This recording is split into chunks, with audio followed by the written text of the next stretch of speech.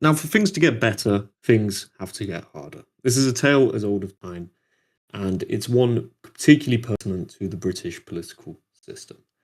Now, we're not actually going to be talking about things need to getting worse in the sense of a Green Party government in this video. We're actually going to be looking at this under the scenario of a successful Restore victory.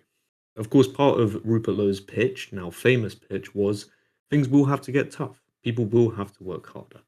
And we're going to just be explaining today how the kind of based paradise future that we hope to happen in Britain, almost this British revival, it won't be easy at all to get going.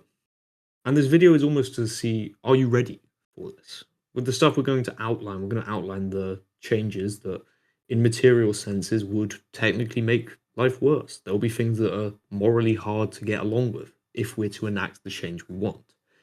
And yeah, look into the points we make as, are you willing to truly accept these? Because if you're not willing to truly accept these, you're essentially aligning yourself into the future of a reform where we have partial change, right? Where we stay within the comfy zone of what we have. Real change comes in the form of revolution, and there has never been a revolution that has gone by easily. So, without further ado, let's start with the first point. Now, the first point we want to get onto is that of deportations and that of a kind of nationwide acknowledgement of English as an ethnicity. Now, the first picture we have on the screen is of the Renee woman, I forget her surname, in America that foolishly put her life on the line to protect a sex offender. Now, this was part, of course, of Trump's ICE operations to try and deport people from America. We, of course, in Britain, we're in no shortage of the need to have deportations. That is part of the mandate of Rupert Lowe. And the point we're trying to make is if we were to have deportations, there is undoubtedly going to be a similar situation as happened in America with ICE. It might not be on the same level of, dumb brutality as what happened to this woman where she gets shot, but there will be a ton of shitlibs in Britain blocking deportations. There will be kind of self-professed white martyrs putting their lives on the line. We might see a mother of kids getting beaten as she tries to protect the Somalian living in the same flat as her. And this will obviously be squeamish. This isn't going to go down well. And rightfully, in a way. I don't look on at her murder as some kind of gleeful moment. That's kind of dumb and rightoid coded. But it does definitely impact the public, right? If you're a kind of split voter on deportations, if it's not your main passion, and you see people getting almost attacked by the police to protect these migrants, morally you're going to side with these people. Now, what we're saying is if deportations are to happen on a large scale in Britain, you're going to have to stomach seeing cases of people getting almost beaten, getting attacked by the people trying to enforce these deportations, and seeing a lot of the time these kind of weird martyrized white British people putting themselves in the way and getting attacked to do this. And this is the first thing that we might have to stomach. The second thing would definitely having to be, well, it's going to have to be related to letting go of quote unquote attachments. So, for example, you got Saka on the right hand side there, and you're almost going to have to forget the idea and stop romanticizing the idea of the acclimatized or fully immersed immigrant that comes into the UK, and they're part of your community. They've benefited you in some way. They've been nice to you. You smile when you see each other. You're almost going to have to let go of that. And the biggest thing, I think, the biggest kind of psychological change that will have to happen, Christian bro, and this links to Renee Good, that's her surname, is there's going to have to be a paradigm shift as to who is British and who isn't British, like you said, and actually acknowledge that if this person isn't from Britain, if their ancestors aren't from this country, then they're going to have to go. It might be heartbreaking, it might be sad, but it's not my place to put my life on the line to stop, even in this case with Renee, it was we can say a confirmed criminal or not, but a potential criminal, potential sex offender, for what? Like, why does she feel the need to do that? And the most painful thing will have to be the paradigm shifts we're going to have to take to stop acknowledging these people. And that's obviously, by the way, ironically, includes myself. Like, you're just going to have to see them as outsiders, and they should be treated as outsiders. And therefore, you shouldn't think about risking your life, risking the sanity of your children, of your community, for them to stay here necessarily. And especially if you haven't watched me and Christian Bro's first ever video on YouTube, it was about the process of deportations, how we'd go through that in detail. Especially if you were to start with the criminals. Like, if you knew that the government policy was to start deporting known criminals, you should just let that happen completely. You shouldn't be in the frame of, yeah, but the human rights this, and oh, but they should be given a second chance. As no, my first kind of filter for whether or not this person should be here, regardless of where they're from, is, are they British? If they're not British, then whether they're a criminal or not is secondary. Everything is secondary to that initial paradigm shift of, this person is not from this country originally. And I mean, the caveat to this is like, how far would you go? I think we've heard that in a few interviews before, Christian Bro. It's like, how far would you go to say whether somebody's British or not? And I think a fair one is just like, you know, your ancestors have had some sort of role in the community for more than 5-6 generations, right? Like before the 60s, we can say, or before the 30s potentially. But anyway, that's like a small caveat. People could say, oh, well, how would you know somebody's British? It's like, well, you wouldn't really. But you can kind of tell from their skin tone. You can kind of tell from the way they live life. You can kind of tell from the way that, you know, like what they think about the country in itself. So those are the points I wanted to add there as well. Yeah, and I think the relevant point to this as well, because anyone watching this, I imagine, is kind of across that bridge when it comes to acknowledging race and whatnot and who the English people are. But think of this as the sell to the public, right? And how this might play out. It's going to be tough because your average football lad that might vote for a restore or reform on the basis that they're tired of too many immigrants and want deportations, they themselves aren't truly aligned to fully know what they want. My point being is they'll be fine in seeing criminals go. But when it comes to acknowledging whether Bukayo Saka, their football hero, is English or not, you see how that's a hard sell to these people. You see, we have a lot of people in this country that aren't truly aware of what they think. They kind of vote on passions and what they like. There is this weird dichotomy to them where, on one hand, yes, they want immigrants to go, but they still cheer for, a black footballer that scores for England, right? They haven't made that distinction in their head. And there will be a lot of people that come an acknowledgement of British people, and there needs to probably be, to fully have based Britain, a legal acknowledgement of who the rightful owners of this land are. There will be a number of people that would have voted for a restore, object to the idea that, say, someone like Bukayo Saka isn't English, because their kind of emotional response is, well, he scored a penalty against France for us, so he's truly English, right? You see how that will be a very hard shift to come, and it'll be a very hard shift to make in a lot of our heads. There are, of course, a lot of non-British people living in Britain that have contributed and are great assets to this country. But we're beyond the stage of kind of giving out who is good and who is bad. We need to have this tacit acknowledgement of who is and who isn't English. A quick point on that as well, Christian Bro, is that if you think about overall these people being assets, let's say, you simply have to ask yourself, well, if we were to get rid of them, what gap would be left behind that we have to fill? This is the other hard part as well to this, is that if you have to acknowledge the fact that there's going to be a shortage of manual labor, there's going to be a shortage of, let's say, trained doctors, there's going to be a shortage of whatever, engineers, etc., IT consultants, it doesn't matter what it is. As a British person, you're going to have to think to yourself, well, me, my community, my children, us, as a British entity, are going to need to fill those gaps, which means we're going to have to work harder, which means we're going to have to educate ourselves more, which means we're going to have to go outside of our comfort zone to make sure that Britain, although it has to, let's say, lose these people, can still maintain itself and maintain its economic standing. Because at the end of the day, the argument that is often made is that these people, they have these jobs, what would happen then? Who would have to work these? It's like, yeah, it's a valid point. But the reason they make that point is because they also acknowledge the fact that most people won't be willing to go through the pain of having to fill those jobs that they don't want to do. And so that's a sacrifice that, again, like hopefully this is another paradigm shift people can take, is that you have to start looking at the wider Britain in this case, the civilization. If you are sacrificing, let's say, your cushy office job to have to then work at a job that is more necessary for you to maintain your community and your standards of well-being or whatever it is for the wider community, then you're just going to have to do it. But because you believe that British people should have Britain, because you believe you are doing the right thing for your civilization, psychologically you'll be a lot happier, but it's still going to be painful. But most people aren't willing to do that. They're happy to stay where they are and have other people do their jobs, have other people, take care of this and that. And so honestly, that's just a point I had in my mind. I don't know what you think No, about no, it, it's Christian, bro. very It's relevant. an We'll, argument we'll that get gets onto repeated it. again and again. No, no, it's very relevant, and we'll get onto it again in a sec. Now, the next thing as well is luxuries, right? I think in a based Britain, we can all agree we have to sort of slowly, if not fully, detach ourselves from the globalized system. And we'll keep this point brief, but it will mean that, fruits and veg and consumer abundance on our shelves will have to decrease to some extent. It's a modern day luxury that you can buy, kiwis and raspberries whenever you want, besides season, right?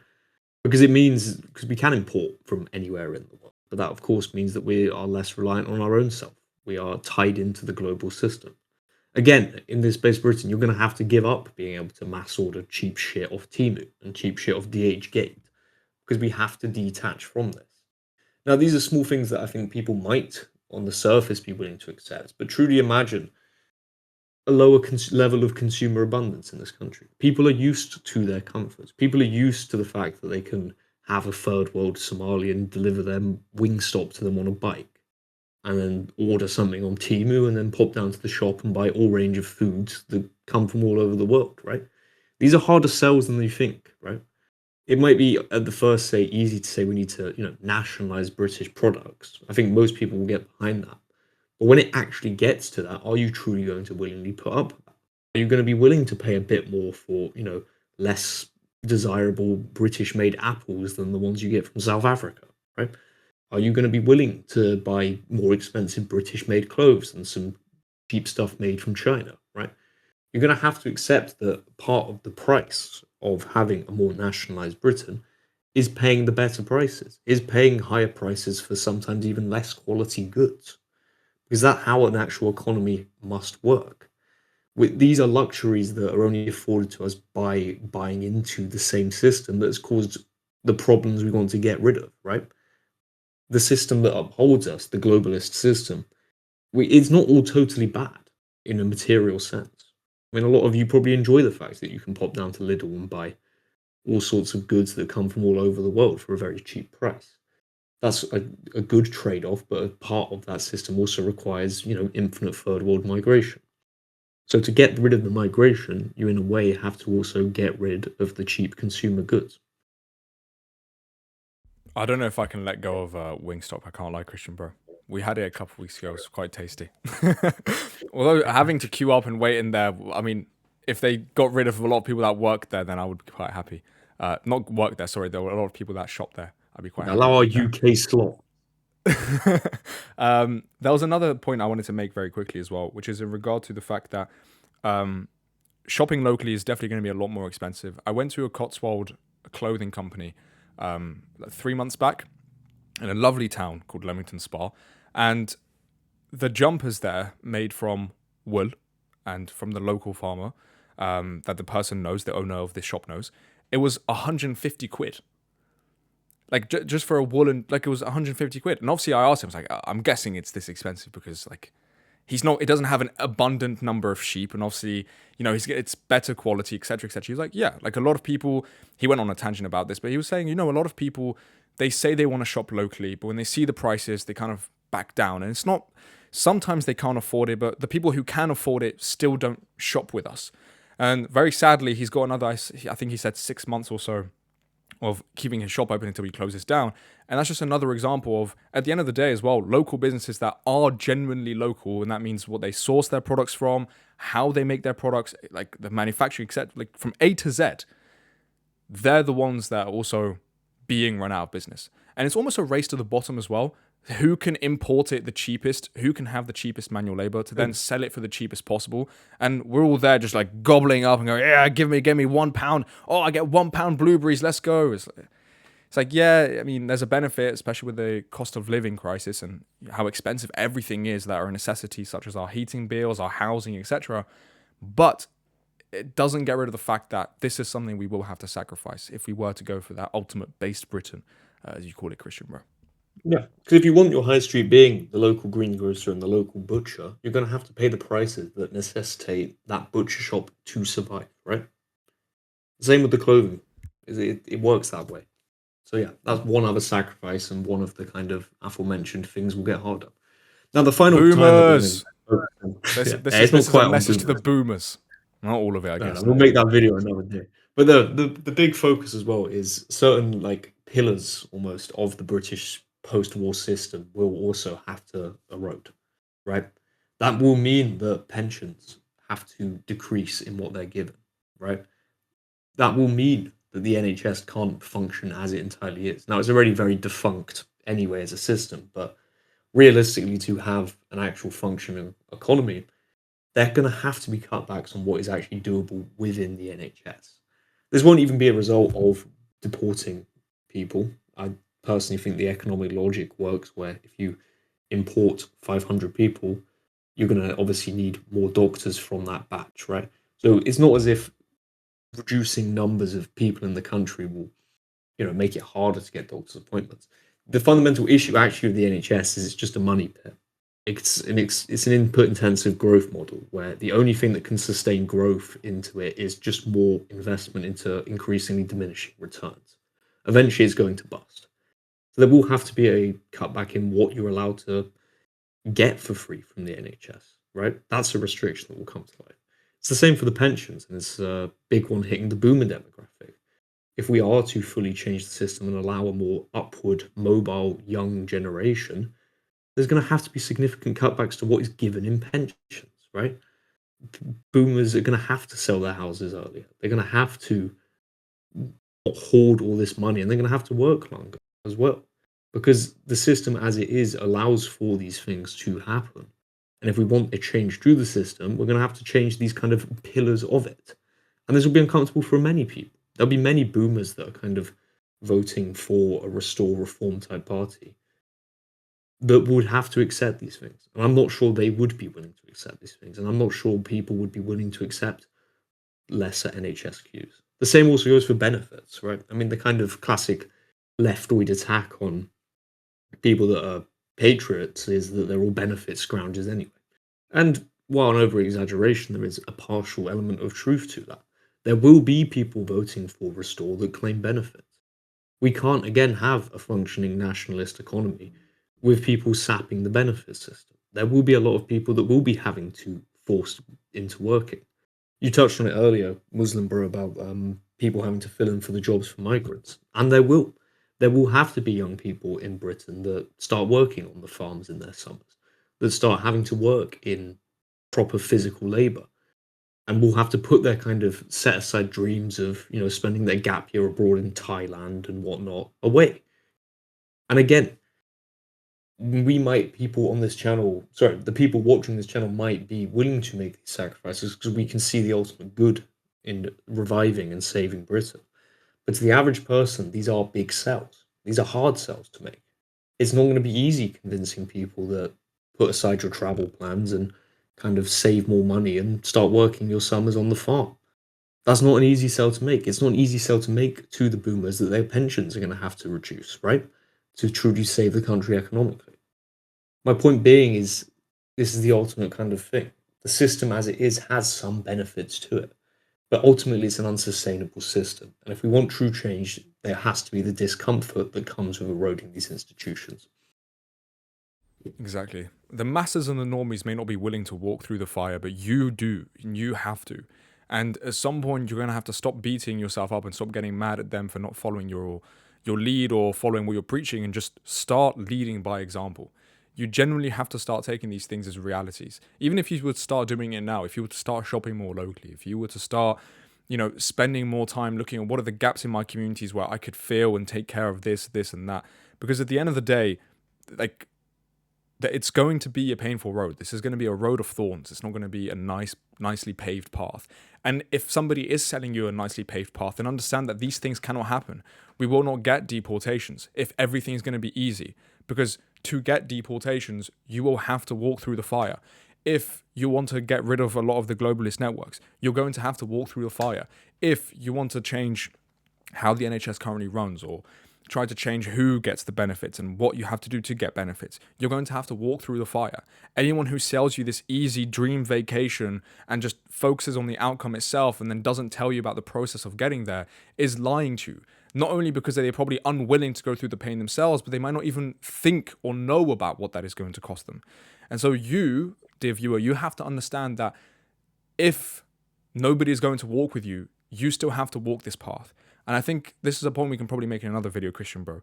But I think in our communities, or I'm talking more so about on the right, and especially the people who are voting Restore, they're so pessimistic about the masses, but they themselves don't do much, and they kind of just give up and they throw their hands in the air and they go, do you know what? What's the point in me doing this? Because nobody's going to follow me anymore. What's the point in voting Restore? Because not everyone's going to vote for them. Reform have better this and better marketing, and people are going to vote Greens. It's like, yeah, but you're not getting the point. The point is that the fire has to be walked through. Whether it's walked through a minority and therefore it has to take 3 or 4 generations for the changes to occur, or preferably we get a mass revolution or something, a bit more autocratic in terms of dictatorships that changes everything quickly. The pain has to be, it has to be experienced. And so you can either experience it and take on that burden, or wait for your children, your grandchildren, your great-grandchildren, because the British people are going to have to carry that burden at some point. That's kind of the last thing, and that's the biggest shift I hope people take away from this video. Is there anything you wanted to add as well, Christian, bro? No, I think you summarized excellently there, Muslim bro. And I think we'll just end on the point that, as Rupert Lowe said, things will have to get hard. And I think if there's one thing that shows that has a potential force for good change in this country, it might be that. Rupert Lowe is the only politician in recent memory that's actually acknowledged that things will have to get harder. He's not trying to sell this dream, this unattainable kind of paradise, right? He's acknowledging realistic solutions. So if there was some doubt in there, I hope that, as doubts towards Rupert Lowe, that is, I hope that you can at least see that despite some issues with him, there is at least a strong will of character towards him. But yeah, thank you very, very much for listening or watching this video. You can do all the whole kind of like YouTube algo stuff, Muslim bro. Yeah, don't forget to like, subscribe. We'd love you for it. Leave a comment if you have any thoughts about this. And God bless. Take care of yourselves. We'll speak to you soon. Bye-bye. Thank you very much.